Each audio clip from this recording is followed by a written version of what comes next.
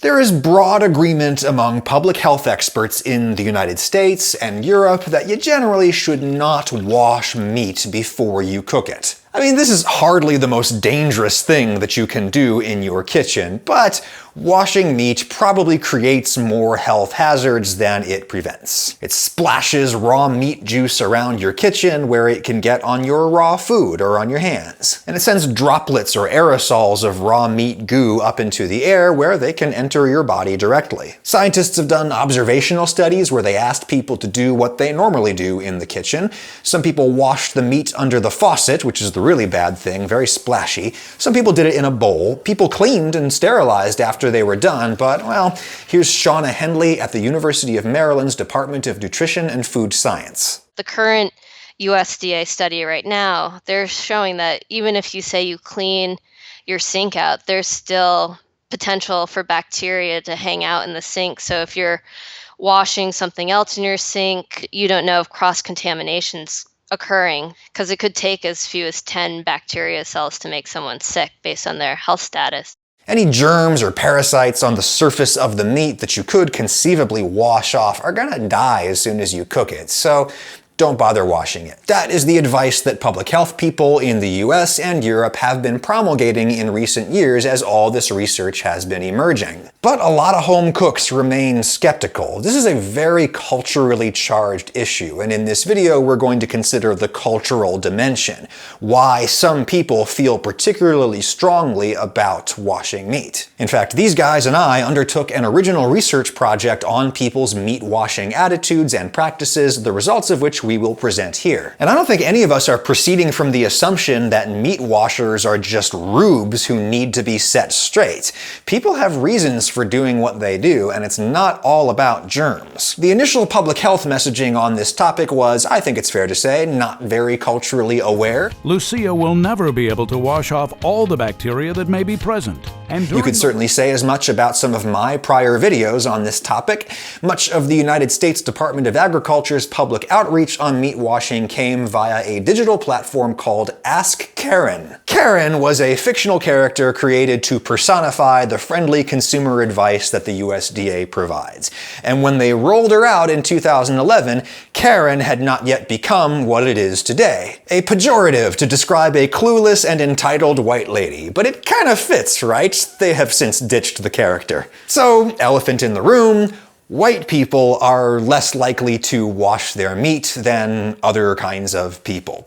That is a finding of some research, including our research, and also some done by Shauna Henley. And my dissertation at Drexel University was basically telling people, don't wash your chicken. This research involved doing focus groups with people around Philadelphia, where Drexel is. Quite a lot of people of color there, and Henley says the folks she spoke to were very receptive to the scientific message she presented. A couple years later, someone will see me, be like, I remember you, you're the chicken girl. I still wash my chicken. But I'm like, at least you know why. And they laugh and they know too.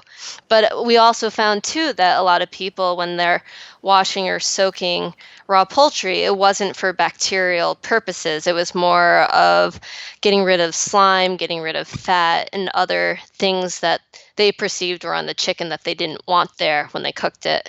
So what are all those specific concerns about? Well, let me show you what we found out. I enlisted the help of a couple professors at Middle Georgia State University. This is my buddy Chris Savadawa, a public health guy. He's Hopi, Native American, grew up on reservation. What does he do with meat? I usually wash it, and it's kind of, it's habitual. And this is Michael Gibbons, sociologist, white guy from the Midwest. He actually worked for a while in a poultry processing plant. I don't wash meat if it feels or smells funky enough to need to wash. My wife will throw it away before I ever see it. She's very, very conservative. So what Michael and Chris told me is that good survey research usually starts with a qualitative phase, that is interviews, focus groups, and such. As a practical matter, you usually can't do that kind of research on the scale that would yield scientifically, statistically valid results. You just can't interview enough people.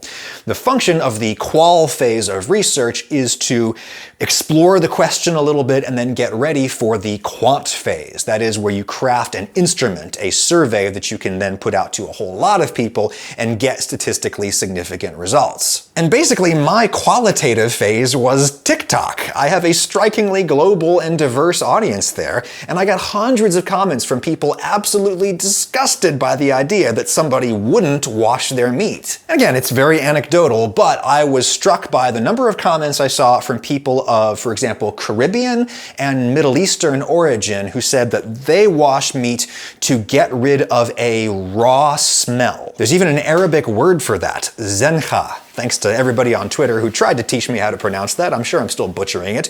Zencha. It's apparently infamously untranslatable, but a lot of people describe zencha as this kind of raw chickeny smell, even a putrid smell. And these commenters said that when they wash meat, they don't mean running it under the sink. They mean you put it in a bowl, you rub it down with citrus or vinegar or salt or even flour I've seen people use.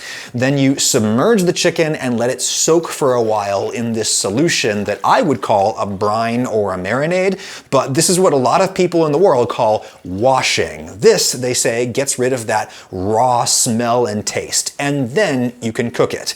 Oh hey, check out my new 10-inch stainless steel skillet, courtesy of the sponsor of this video, Misen, whom I'll now briefly thank.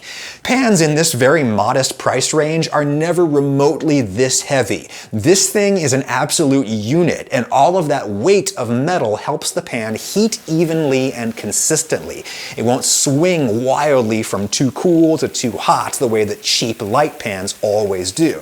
If you're just starting out cooking, a good knife and a good 10-inch oven-safe skillet are the first things I think you should get. And this one really impressed me. It's got the perfect 5-ply sandwich of metals, stainless on the outside for density and durability, aluminum on the inside for rapid conductivity.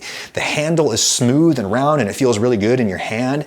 Misen is making amazingly good cookware at budget prices. This pan costs less than half of what a comparable pan would sell for, and you can get 20% off your first order if you hit my link in the description, misen.com/Ragusia, 20% off your first order. Do us both a favor, use my link in the description, get that pan. Thank you, Misen. And indeed, this chicken no longer smells raw, but isn't that what cooking does? I mean, if you're looking to convert raw flavors into cooked flavors, cooking is generally a really good way to do that. What does washing have to do with raw tastes? Well, here's a theory. I couldn't find any research on the historical origins of this particular washing practice, but here's my hypothesis.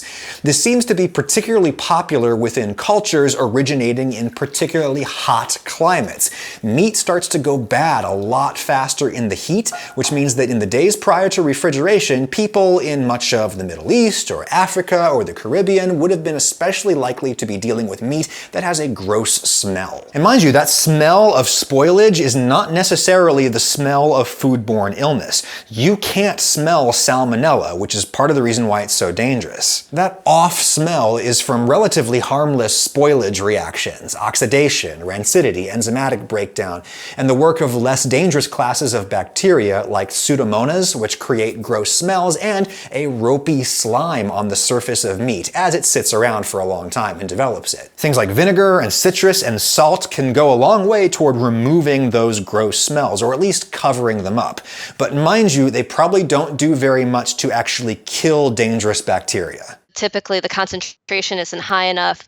The amount of time that that concentration is exposed to your raw poultry really isn't going to do as much good as you're hoping it would. Now, let's stipulate that people living in the modern Middle East have access to refrigerators and fresh chicken, so it's not that they're all dealing with rotten food all the time, but rather what I'm hypothesizing is that given the climate there, there's a more recent cultural memory that people have, a cross-generational cultural memory of dealing with off-smelling or tasting meat.